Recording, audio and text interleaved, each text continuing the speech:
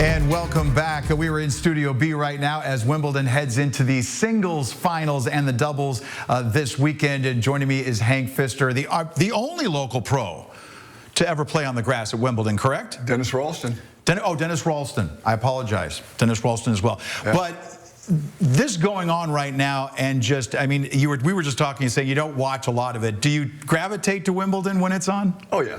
And one other thing, there were 6 players from Bakersfield in Wimbledon at the same time.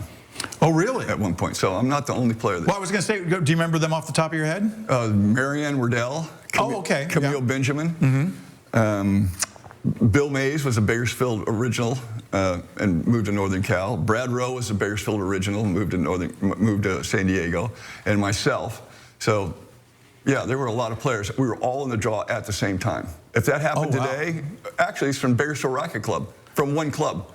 So, if that happened today, people would go, "What's in the water? What are they doing?" You know. But no, they'd be flocking here. They'd be flocking here, trying to figure out what the recipe was. But yeah, we had a lot of people. Now, out of that group, though, were you the highest ranked player in the world at that time? All of them? Yes. Okay. But Marianne and Camille at the time, they were both in the top 50 in the world, respectively. So they were top players.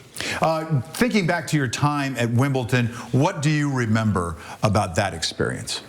Oh, well, the first time you just walk onto the grounds and you see the center court with the ivy hanging on it, you're just about wet your pants. I mean, it's pretty amazing. And then when you have your first center court match and you walk out and you end up bowing to royalty and turn around and playing, and just, all of a sudden you're on center court Wimbledon. It's something that you just can't explain. It's overwhelming. The matches that you played there, I mean, we're looking at video of the match you played with Boris Becker, a young Boris Becker at that time, and taking away from your experience there. You were a serve and volley guy at the time. A lot of the players, I mean, that was the majority of it at that time. Kind of gotten away from that in this day and age. And then you were telling me that disappoints you. Yeah, I mean, I enjoy watching matches where people are doing something different, like an Alcaraz, he'll hit some drop shots and he'll serve and volley. He'll crack returns and run to the net all of a sudden. He does different things, but to watch a match where guys just hit a big serve and sit back there and pound forehands, I can watch that for a certain amount of time, and then I go, you know what, I got other things I want to do. Now, when you get down to the semis and finals, it's a little different. I'm kind of curious who's gonna come through and make a few less errors and come up with a couple big shots, and especially if it's an American player, then I'm gonna hang in there and watch that match. So. Now, you were talking about the Bakersfield representation right now there, but looking at the draw right now, as well, just as far as the top 100, there are a lot of Americans now. It's shocking. I had to, I knew I was going to talk to you, and I thought, I better figure out how. There's 14 Americans in the top 100 in the guys, and there's 12 or 13 girls in the top 100. And that surprised me. I didn't know that number was that big. Because for a while, yeah, we didn't.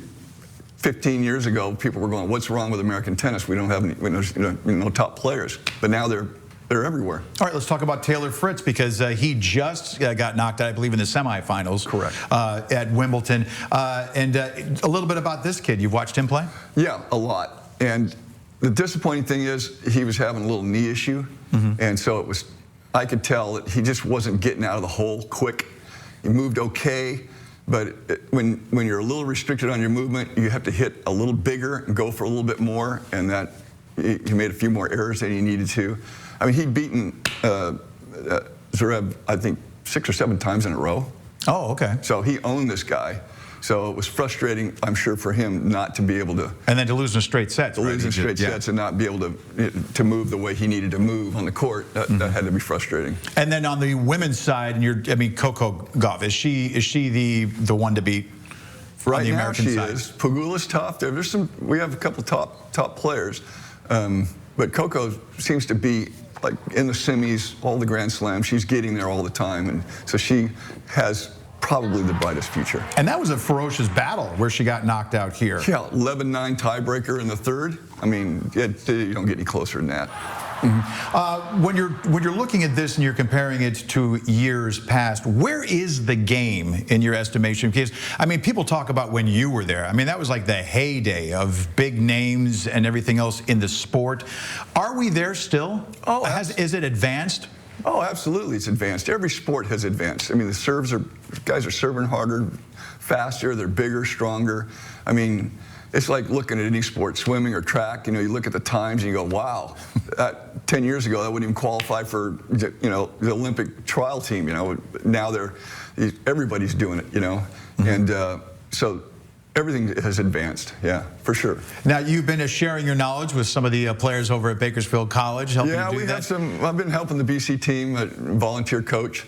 And it's fun. I have a good time doing it. Do you still get around? Oh, I hit with them a little bit, but they have to hit the ball directly to me. I say, I'm not running. If you want to hit, right here. No more serve and volley those days. Just hit ground strokes directly to me, and we can have a conversation. Very good. Hank Pfister, local pro, and one of several Bakersfield players that took the court at Wimbledon. Thanks for coming in this morning and sharing your insight. My pleasure, Mike. Thanks. All right, we'll be right back.